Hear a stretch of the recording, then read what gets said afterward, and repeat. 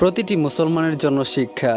তাই আমি আপনাদেরকে অনুরোধ করব পুরো ভিডিওটি না টেনে শেষ পর্যন্ত দেখার জন্য। তো চলুন শুরু করা যাক। নামাজ পড়তে গিয়ে বিয়ের রাতে মারা গেল এক নারী। এক মুসলিম তরুণীর সত্য কাহিনী।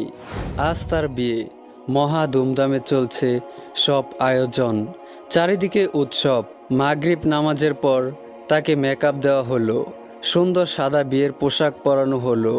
এই করতে করতে এশার আজান হলো। তখন তার মনে পড়ল তার অজু নষ্ট হয়ে গেছে। সে তার মাকে বিষয়টা জানালো। মা, আমি অজু করে এশার নামাজ পড়তে চাই। তার মা এতে বিস্মিত হলেন এবং বললেন, তুমি কি পাগল হয়ে গেছো নাকি? দেখছো না সবাই তোমার জন্য অপেক্ষা করছে? তোমার মেকআপের কি হবে? পানিতে তো সব ধুয়ে যাবে। তখন তিনি বললেন, আমি তোমার মা, আমি নির্দেশ দিচ্ছি, তুমি এখন নামাজ পড়বে না। তুমি যদি এখন অজু করো তবে আমি অনেক কষ্ট পাব।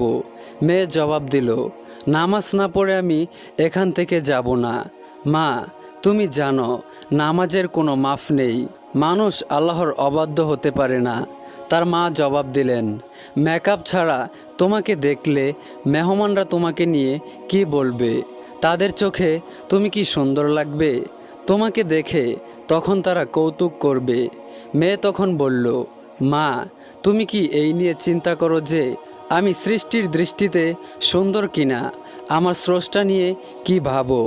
আর আমি ভাবছি, আমি যদি নামাজ বাদ দেই তবে তার দৃষ্টিতে আমি সুন্দর হব না। মেয়েটি তখন অজু করতে শুরু করলো। তার সব মেকআপ মুছে গেল, কিন্তু সে ওসবের কিছুরই পরোয়া করলো না। তারপর নামাজ শুরু করলো। যথারীতি নামাজ আদায় করতে লাগলো, কিন্তু তখনও সে জানতো না এটাই তার শেষ নামাজ।